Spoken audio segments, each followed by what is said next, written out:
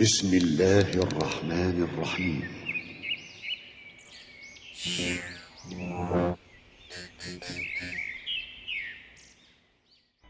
Mimah al-Ajurumiyah fi ilmil Arabiyyah. Ta'lif al-Allamah Syamsuddin Muhammad ibn Abdurrahman Ar-Ru'aini Al-Maliki. Ya, sengaja kita tambahkan pelajaran ini yang insyaallah lebih ringan daripada yang barusan kita baca, Al-Kawakib Ad-Durriyah, untuk memberikan kemudahan bagi yang lain yang masih kesulitan untuk mengikuti pelajaran Kawakib. Ya. Ya, karena waktu kita hanya setengah jam insyaallah, dari setengah 10 sampai jam 10 setiap hari, kecuali hari Sabtu mungkin dari jam 10 sampai setengah 12 kalau dimudahkan. Ya, baik, kita langsung baca apa yang beliau tuliskan di sini. Bismillahirrahmanirrahim. Bismillahirrahmanirrahim. Ya, mungkin sedikit kita singgung i'rabnya ya. Barangkali ada faedahnya. Bismillahirrahmanirrahim. Ini jar majrur. Muta'aliknya dengan fi'il yang mahdhuf. Muta'aliknya dengan fi'il yang mahdhuf, diakhirkan. Ya. Takdirnya bisa u'allif. Ya. Bismillahirrahmanirrahim, saya menulis. U'allif. Alhamdulillahi rabbil alamin. Alhamdulillahi rabbil alamin. Apa yang Rabbnya? Alhamdu kan mubtada. Khabarnya mana? Lillah. Alhamdulillahi rabbil alamin. Rabb, Rabbnya sebagai apa? Sebagai? Bukan. Sebagai sifat dari lafdzul jalalalah Allah. Dia isim fa'il itu. Ya. Maknanya Malik. Ya. Kayak bar. Dari al-bar. Ya. Rabbil alamin, Rabb sebagai sifat dari lafdzul jalalah Allah. Ya. Alhamdulillahi rabbil alamin. Wassalatu wassalamu ala sayyidina Muhammadin wa ala alihi wa sahbihi ajma'in wa ba'd. Salawat dan salam semoga tercurahkan kepada junjungan kita Muhammad sallallahu alaihi wasallam dan juga pada para sahabatnya seluruhnya. Di sini sayyidina i'rabnya apa? Isim majrur dengan ala. Aslinya sayyid itu sebagai sifat dari Muhammad. Ya. Ada kaidah di sini, semoga bisa difahami. Kalau ada sesuatu yang aslinya sifat ma'rifah didahulukan dari yang disifati, maka dia i'rabnya tergantung apa yang sebelumnya. Di sini sebelumnya ala huruf jar, maka dia dijarkan. Kemudian mausufnya yang disifatinya Muhammad di i'rab sebagai badal di sini. Ala sayyidina Muhammadin, Muhammad sebagai badal. Ya, semisal ini dalam Al-Qur'an, ila siratil azizil hamidi Allahi, itu juga sama badal atau bayan. Kemudian ajma'in di sini i'rabnya sebagai apa? Taukid, ya, taukid. Wa ba'd itu wawu adalah ganti dari amma. Aslinya amma ba'du, diganti ammanya dengan wawu, jadi wa ba'du.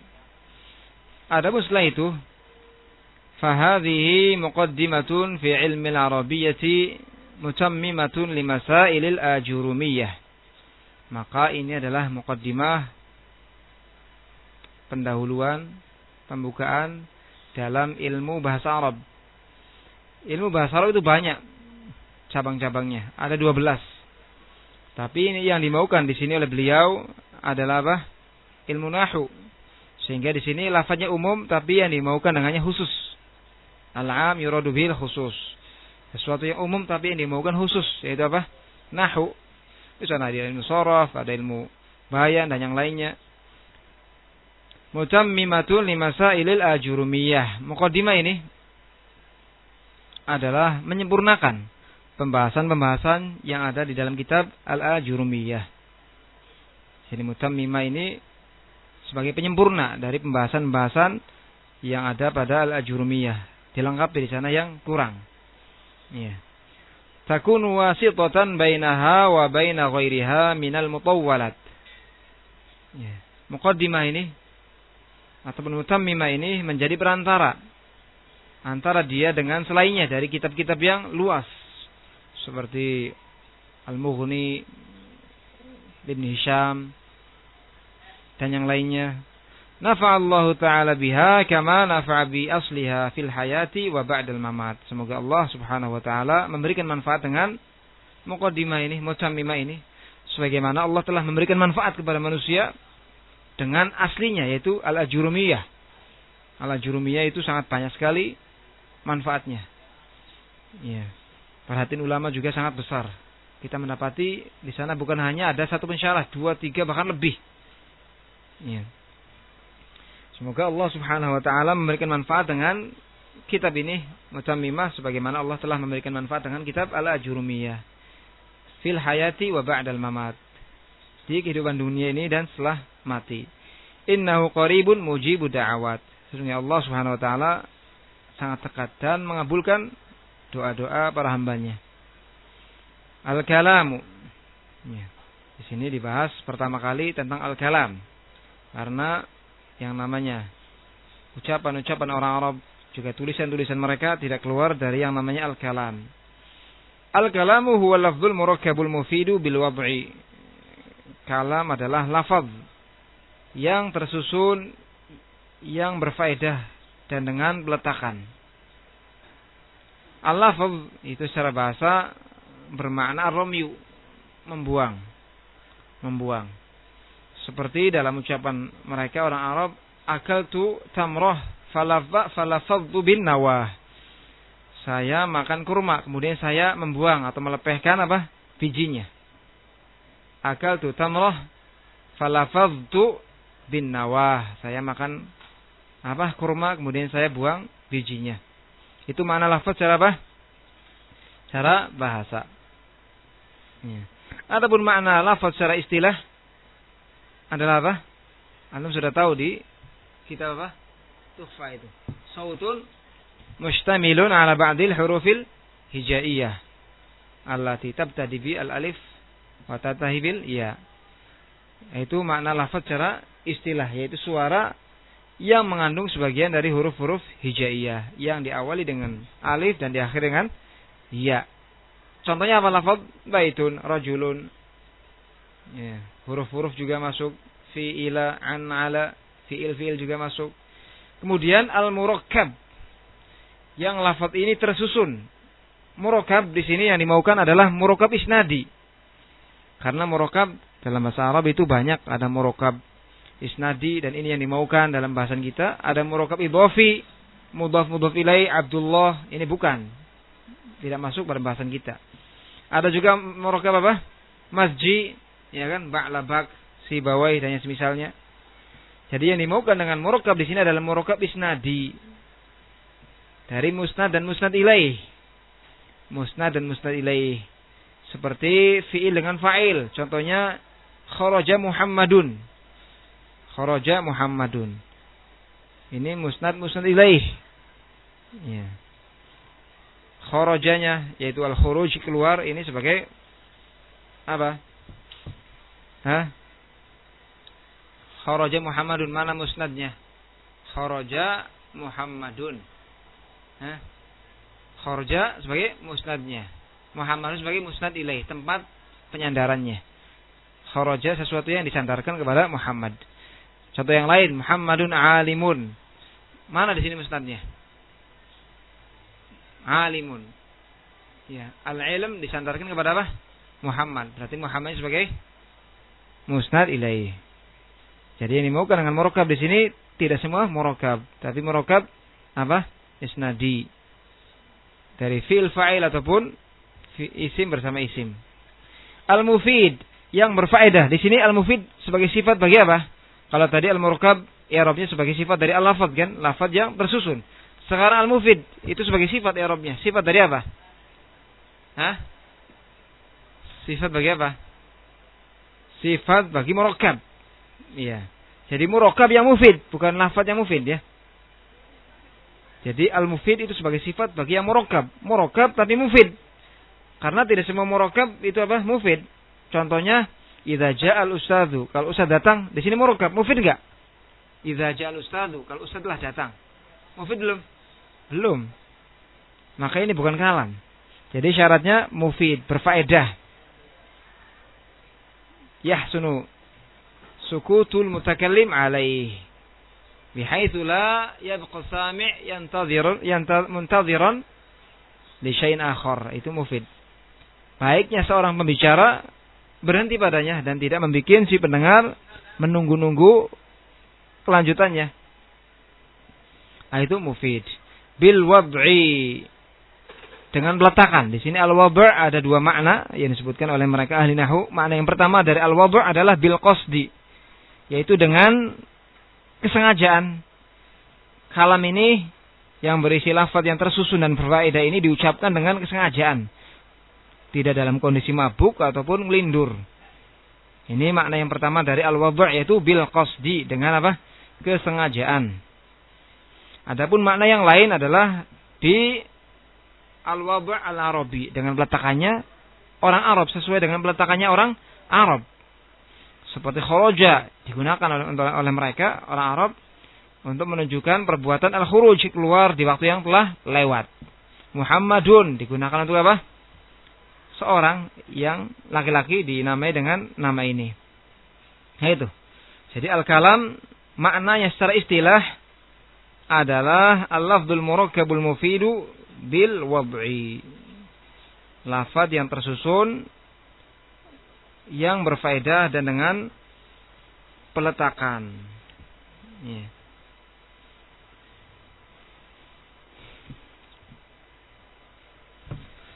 Sedangkan makna al-kalam, ya, secara bahasa apa? Nah, ini kan secara istilah ahli nahwu. Maknanya secara bahasa apa? Jadi secara bahasa kata Ibnu Malik kalau nggak salah, ismun likulli ma yutalaffaz bih, mufidan atau ghairu mufidan. Jadi kalam secara bahasa adalah nama untuk sesuatu yang diucapkan. Apakah berfaedah ataupun tidak berfaedah. Nah, itu maknanya secara bahasa. Ya. Ismun likulli ma yutalaffaz bih, mufidan kana au lam yufid, ataupun ghairu mufid. Nama untuk sesuatu yang diucapkan, dilafazkan, apakah ada faedahnya ataupun tidak. Itu makna secara bahasa. Adapun makna kalam secara lugha yang disebutkan di dalam apa? Syarah Tuhfah itu lemah, ya. Wa aqallu ma yata'allafu min ismain, dan kalam itu paling sedikit tersusun dari dua isim, itu paling sedikit. Ya. Contohnya Zaidun qa'im. Ya. Zaidun qa'imun. Zaidun sedang berdiri. Dan terkadang ya, tersusunnya dari dua isim ini hakiki. Ya, seperti Zaidun qa'imun. Kadang hukumnya saja tersusun dari dua isim. Seperti kalau ada seorang yang mengatakan Muhammad sebagai jawaban dari masmuk, siapa namamu? Muhammad. Ini Muhammad secara hukumnya tersusun dari berapa isim? Dua, iya kan? Maksudnya apa? Ismi ataupun tiga bahkan. Yang dua lah. Apa yang dua? Contohnya, man anta? Muhammad. Maksudnya apa? Ana Muhammad. Itu kan? Ana Muhammad. Ini tersusun dari dua isim, tapi hukmi, sifatnya pada hukum saja. Kalau yang hakiki, contohnya Zaidun qa'imun. Jadi paling sedikit kalam itu tersusun dari dua isim. Contohnya Zaidun qa'imun. Atau pada pembahasan itu apa? Kawakib itu aqaimun Zaidun. Iya kan? Au min fi'lin wasmin, ataupun tersusun dari fi'il dan isim. Contohnya qama Zaidun. Ya, qama Zaidun. Terkadang bisa juga tersusun dari satu fi'il dengan dua isim. Ya, dhanantu Zaidan qa'iman. Itu kan? Satu fi'il, dua isim, ya kan? Saya menduga bahwasanya Zaid adalah seorang ataupun sedang berdiri. Terkadang dari satu isim, satu fi'il dan tiga apa? Tiga isim. Iya.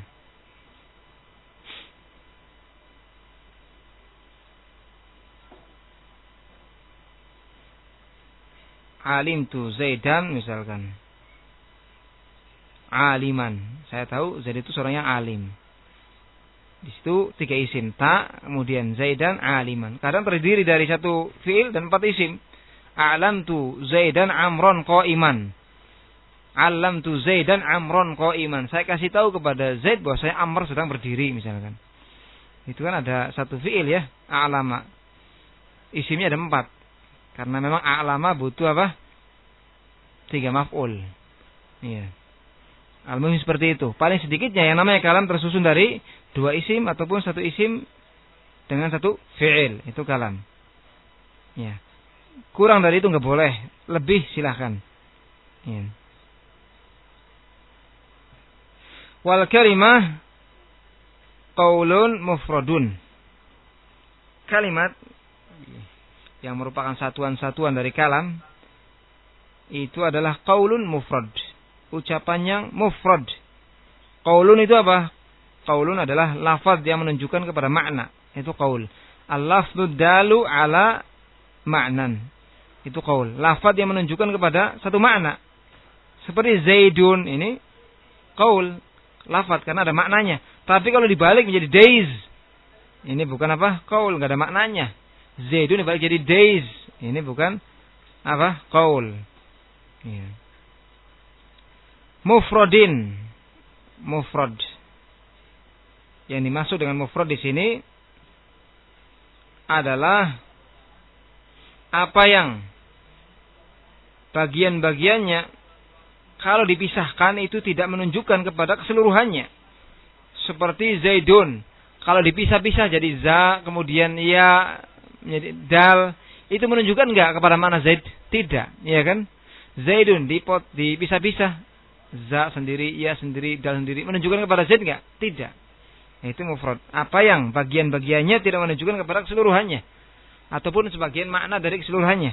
Berbeda dengan contoh baitu Muhammadin. Ya, baitu Muhammadin. Ini apa? Murakkab namanya. Lawan dari mufrad. Kalau dipisah baitun sendiri, Muhammad sendiri, ada enggak di situ makna? Ataupun menunjukkan tidak kepada sebagian makna baitu Muhammadin? Menunjukkan kan? Menunjukkan. Baitu Muhammadin. Kalau dipisah jadi baitu dengan Muhammadun. Di situ kan masih menunjukkan kan sebagian makna yang dikandungi oleh baitu Muhammadin, ya kan? Rumahnya Muhammad bisa-bisa Muhammad sendiri, rumah sendiri, masih menunjukkan sebagian makna yang dikandungi pada baitu Muhammadin. Maka ini murakkab namanya. Jadi kalau sebagiannya ataupun bagian-bagiannya itu menunjukkan sebagian makna dari keseluruhannya, maka ini murakkab. Tapi kalau dipisah-pisah, ya, kemudian bagiannya tidak menunjukkan sebagian maknanya, maka ini apa? Mufrad. Contohnya apa kalimat? Ya banyak. Dari isim, baitun, masjidun, rajulun, Muhammadun. Dari fiilnya, kharaja, dhahaba. Dari apa? Hurufnya fi, min, ila, an, ala. Ya. Itu kalimat. Kalimat adalah ucapan yang mufrad. Keluar dari mufrad apa? Murakkab. Ya, murakkab. Wahia, dan dia kalimat tersebut adalah yang pertama isim. Yang kedua fi'il. Yang ketiga huruf yang datang membawa makna. Isim, apa definisi isim secara bahasa? Sudah dijelaskan di dalam kitab Tuhfah. Ma dalla ala musamma, apa yang menunjukkan kepada sesuatu yang dinamai, itu apa? Isim. Adapun makna isim menurut istilah juga disebutkan di dalam apa? Syarah Tuhfah itu. Apa? Hah? Ma dalla ala? Gimana ma dalla ala? Apa? Masih ingat enggak? Ma dalla ala ma'nan fi nafsihi. Iya kan? Walam yaqtarin bizaman. Itu isim. Ma dalla ala ma'nan fi nafsihi walam yaqtarin bizaman. Apa yang menunjukkan makna pada dirinya dan tidak terkait dengan waktu, itu isim. Coba antum merujuk kembali itu kitab apa? Tuhfah.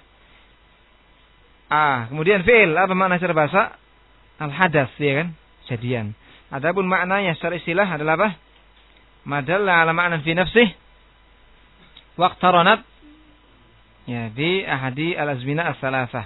Apa yang menunjukkan makna pada dirinya dan terkait dengan salah satu dari 3 waktu. Ya. Kemudian huruf di sini tidak mutlak. Tidak semua huruf itu masuk kepada yang namanya al-kalimah. Khusus di sini, yaitu huruf yang datang membawa makna. Maka huruf-huruf hijaiyah, ya, huruf-huruf hijaiyah itu tidak masuk kepada pembahasan al-kalimah. Bata saja, ataupun huruf mabani yang dibentuk darinya kalimat. Baitun, itu huruf hijaiyah. Ba, ya, ta ini bukan apa? Bukan kalimah. Ataupun bukan huruf yang masuk kepada al-kalimah. Adapun yang dimaukan dengan huruf yang masuk pada penamaan kalimah adalah huruf yang ada maknanya. Ya, min, ila, an, ala, ataupun huruf apa? Huruf-huruf jar yang lainnya masih banyak. Dan huruf maknanya secara bahasa adalah apa? At-taraf, tepi. Ataupun maknanya secara istilah adalah apa? Ma dalla ala ma'nan fi ghairih. Apa yang dia menunjukkan makna tapi pada yang lainnya ada maknanya, seperti min, ila, ada maknanya min, al-ibtida, ya kan? Tapi makna ini belum jelas sebelum disandarkan kepada yang lainnya. Nah itu. Kalimat ada 3 macam, isim, fi'il, huruf. Fal ismu yu'rafu bil isnadi ilaih. Maka isim itu dikenali dengan al-isnad ilaih. Sebelum ini saya sebutkan bahwasanya kata mereka ahli nahwu, isim itu tandanya banyak, 30 atau lebih. Ya, saja di sini disebutkan oleh beliau tanda-tanda yang paling pokok, yang paling penting. Tanda yang pertama dari isim yang dengannya kita bisa mengetahui bahwasanya kalimat tersebut adalah isim adalah al-isnad ilaih, bil isnadi ilaih, dengan adanya al-isnad ilaih. Maksudnya apa? Isnadu syai' ilaih, dengan disandarkannya sesuatu kepadanya. Maka tempat penyandaran tersebut adalah isim. Adapun yang disandarkan kadang fi'il, kadang isim. Contohnya nih. Iya. Darabtu. Di sini apa yang disandarkan? Ad-darb kan? Pemukulan disandarkan kemana itu? Ad-darb kepada dhamir ta. Tempat penyandaran ini isim mesti. Yang disebut dengan musnad ilaih. Jadi isim itu dikenali dengan disandarkannya sesuatu kepadanya. Kalau ada sesuatu disandarkan kepadanya maka dia sebagai isim. Iya. Seperti tadi darabtu, atau dalam firman Allah, ya, ma indakum yanfad. Ma indakum yanfad.